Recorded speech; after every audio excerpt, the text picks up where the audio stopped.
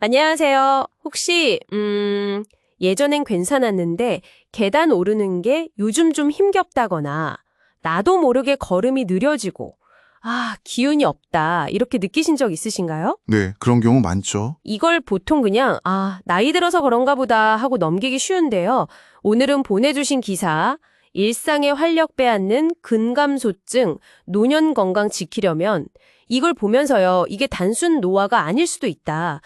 근감소증이라는 질병일 수 있다는 점을 좀 깊이 얘기해 보려고 합니다. 네, 아주 중요한 주제입니다. 이게 도대체 뭔지, 왜 알아야 하는지, 또 어떻게 관리해야 할지 핵심만 좀 빠르게 짚어보죠.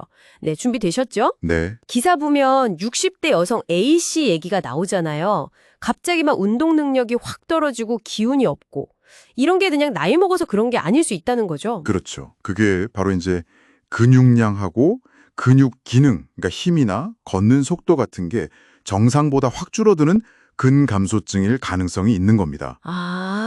근감소증? 네, 원인은 뭐 여러 가지가 있겠지만 영양 상태나 활동량 부족 아니면 다른 병 같은 게 원인이 될 수 있고요. 근데 정말 중요한 건 이게 그냥 자연스러운 게 아니라 미국에서는 2016년에 또 우리나라에서는 2021년에 정식으로 질병 코드를 받았다는 거잖아요. 맞습니다. 그게 핵심이에요. 이제는 치료하고 관리해야 하는 상태로 본다는 거죠. 단순히 근육량만 줄어드는 게 아니라 악력, 그러니까 손아귀 힘이나 아니면 걷는 속도 같은 기능이 같이 떨어졌을 때 진단을 내립니다. 기능까지 같이 보는군요. 네. 그래서 이게 그냥 힘 좀 없네? 이 정도가 아니라 쉽게 피곤해지고 그러다 넘어지거나 뼈 부러질 위험도 커지고 원래 있던 병이 더 나빠질 수도 있어요. 생각보다 심각한데요? 네. 국무시 65세 이상 어르신들 보면 한 5명 중에 1명 정도는 이 위험군에 속한다고 하니까요.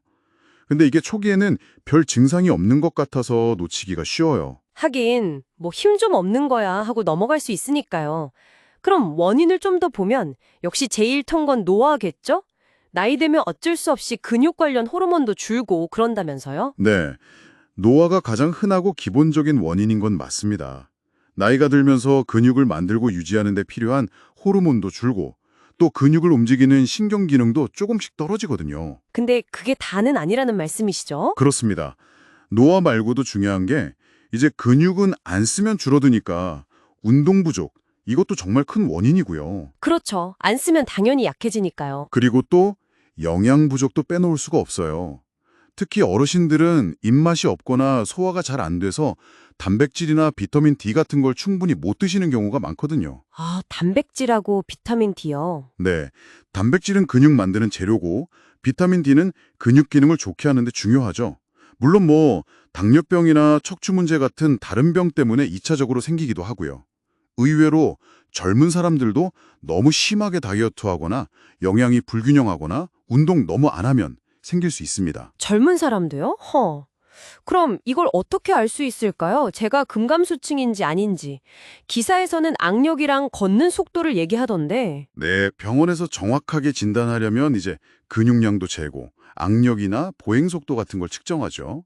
말씀하신 대로 남자는 악력이 26km, 여자는 18km로 떨어지거나 6m 걷는데 1초에 0.8m도 못 가면 일단 의심해 볼 수 있습니다. 그렇군요. 근데 병원 가기 전에 집에서 간단하게 체크해 볼 방법은 없을까요? 있습니다. SARCF라고 하는 자가진단 설문이 있어요. 영어 약자인데 5가지 질문에 답하는 거예요. 무거운 거 들기 힘든지, 걷는데 도움이 필요한지, 의자에서 일어나기나 계단 오르기는 어떤지, 또 최근에 넘어진 적 있는지 같은 거요. 간단하네요. 네, 점수를 매겨서 총 4점 이상이면 전문가하고 상담을 한번 받아보시는 게 좋습니다. 특히 65세 넘으셨거나 다른 위험 요인이 좀 있다면 주기적으로 근력이나 몸 상태를 체크하는 습관을 들이는 게 중요해요. 알겠습니다. 근데 안타깝게도 아직 근감소증 자체를 고치는 약은 없다고 하니까 결국엔 예방하고 관리하는 게 최선이겠네요. 맞습니다. 딱 맞는 약이 없으니 조기 발견해서 관리하는 게 중요하고요.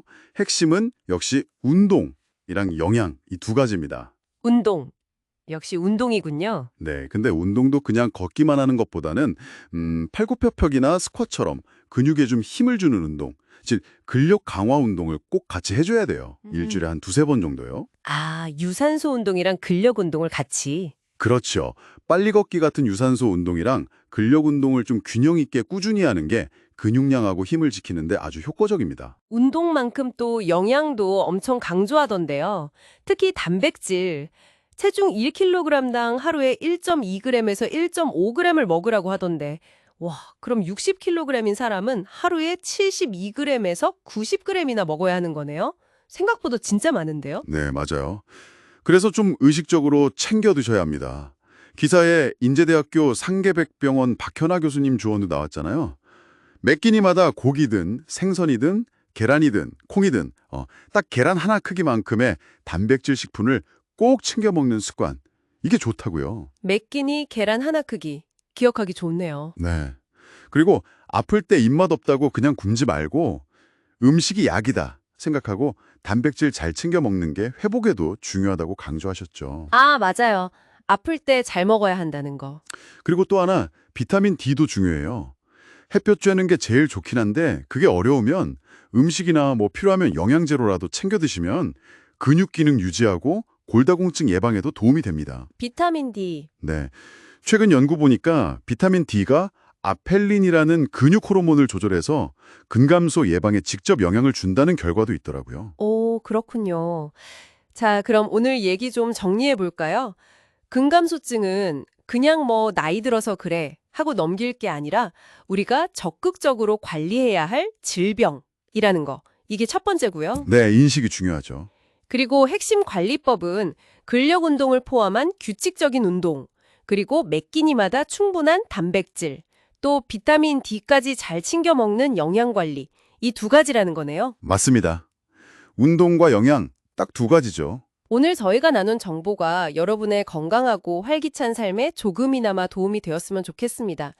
혹시라도 내 얘기 같은데 하시는 분들은 꼭 전문가와 상담해 보시길 권합니다. 네. 마지막으로 이런 질문 한번 던져보고 싶어요. 우리가 흔히 나이 탓으론 돌리는 여러 가지 몸의 변화들 있잖아요. 그중에서 이 근감소증처럼 사실은 우리가 좀 더 노력하면 충분히 관리하고 더 좋게 만들 수 있는 부분들이 얼마나 더 숨어 있을까요? 근육 문제뿐만 아니라 뭐 인지 기능이라든지 다른 영역에서도요. 한 번쯤 생각해 보시면 어떨까 싶습니다.